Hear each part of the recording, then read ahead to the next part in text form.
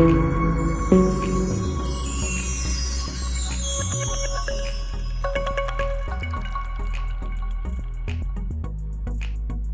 Everybody on another video on my channel. इस video में government of India की ओर से एक बहुत इंटरेस्टिंग आईपीओ आने वाला है, रेलटेल। बहुत जल्दी ये आईपीओ मार्केट्स को हिट करने वाला है, तो आइए इसकी डिटेल्स जानते हैं। रेलटेल भारत सरकार की एक मिनी रत्ना कंपनी है। मिनी रत्ना का मतलब हुआ एक ऐसी कंपनी जिसने लास्ट 3 साल में प्रॉफिट कमाया है या इनमें से किसी भी एक साल में 30 करोड़ या उससे ज़्यादा का प्रॉफिट अर्न किया है। और ये आईपीओ करीब 700 करोड़ रुपए के आसपास रहने का अनुमान है। कंपनी की जहाँ तक बात करें तो इस कंपनी का गठन सन 2000 में हुआ था। It is wholly owned by the government of India, यानी इसका पूरा का पूरा स्वामित्व भारत सरकार के पास है और रेल मंत्रालय द्वारा ये प्रशासित है। It is administered by the ministry of railways and it is amongst the largest infrastructure and communication technology provider in the country at present.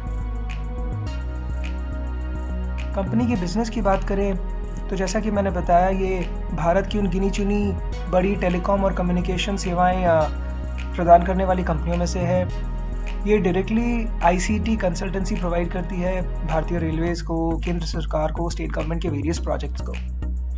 और ये train traffic control system projects भी एग्जीक्यूट करती है इंडियन रेलवेज के लिए। साथ ही इन्होंने अपना बहुत विशाल ऑप्टिकल फाइबर नेटवर्क भी बिछाया हुआ है। इन्होंने अपने डेटा सेंटर्स भी खोल रखे हैं ताकि ये जो एप्लीकेशंस मेंटेन करते हैं भारतीय रेलवे के लिए या और पीएसयूज के लिए, उसे खुद होस्ट और मेंटेन कर सकें। एक बहुत इंपॉर्टेंट सवाल ये है कि ये मार्केट्स को कब हिट करेगा ये वाला आईपीओ।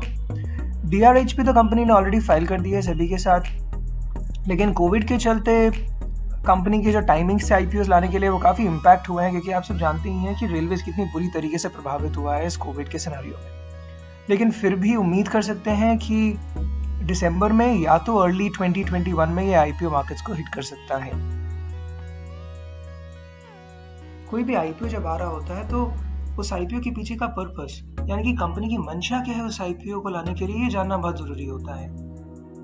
कंपनीज यूजुअली अपने वर्किंग कैपिटल नीड्स को कई बार मीट करने के लिए आईपीओस लाती हैं। कई बार कंपनीज पे कुछ कर्ज होता है, तो आईपीओ से जो पैसा मिलता है वो अपने उस कर्ज को कम करने के लिए और वर्किंग कैपिटल नीड्स को मीट करने के लिए इस्तेमाल करती हैं। इस केस में कंपनी के प्रमोटर यानी कि भारत सरकार अपना हिस्सा बेच के पूरा का पूरा पैसा अपने वित्तीय घाटे को कम करने के लिए इस्तेमाल करना चाहती हैं। यानी कि यहाँ पर एक बहुत इंपॉर्टेंट पॉइंट ये है कि इस आईपीओ से जो भी पैसा मिलेगा रेलटेल को, वो डायरेक्टली कंपनी को नहीं जाएगा, वो भारत सरकार को मिलेगा। Now let's have a look at how some of the recent railway related IPOs performed when they hit the bourses. आइए देखते हैं कि बीते कुछ वर्षों में रेलवे से जुड़े जो IPOs आए थे उनकी परफॉर्मेंस कैसे रही। IRCTC का IPO बहुत ही ज़्यादा ब्लॉकबस्टर रहा था। कंपनी का इशू प्राइस था 320 रुपये पर शेयर और उसके मुकाबले शेयर्स लिस्ट हुए 644 रुपीज़ पे, यानी कि लगभग जिन्होंने पैसा लगाया था उनका पैसा दोगुना हो गया। वहीं इरकॉन और आरवीएनएल के आईपीओस ने कुछ खास परफॉर्मेंस नहीं किया। इरकॉन का परफॉर्मेंस तो इशू प्राइस के मुकाबले डिस्काउंट पे लिस्ट हुआ। 475 का इशू प्राइस था और 410 रुपये पे शेयर लिस्ट हुआ। और वहीं आरवीएनएल का आईपीओ बहुत ही फ्लैट था, 19 रुपये के मुकाबले 19 रुपये कुछ पैसे पे ये शेयर लिस्ट हुआ था। अब आई बात कि रेलटेल की परफॉर्मेंस कैसे रहेगी। देखिए, कंपनी ने तो कुछ इशू प्राइस अभी तक डिस्क्लोज नहीं किया है। बहुत कुछ निर्भर करेगा कि कंपनी अपने इशू प्राइस पे क्या डिसाइड करती है, क्या डिसीजन लेती है, कितना रूम रखती है इन्वेस्टर्स के लिए ताकि उन्हें कुछ लिस्टिंग गेन्स मिल सके। हाँ, क्योंकि ये भारत सरकार का आईपीओ है तो उम्मीद की जा सकती है कि रिटेल निवेशकों को कुछ डिस्काउंट मिलेगा और भारत सरकार ज़रूर कुछ ना कुछ लिस्टिंग गेन्स के लिए रूम रखेगी। Thank you for taking time out to watch this video guys. आशा करता हूँ आपको आईपीओ और जो डिटेल्स मैंने प्रोवाइड की आपको पसंद आई हो। प्लीज़ चैनल को सब्सक्राइब ज़रूर कीजिएगा और वीडियो पसंद आई हो तो लाइक एंड शेयर डेफिनेटली कीजिएगा। Thank you.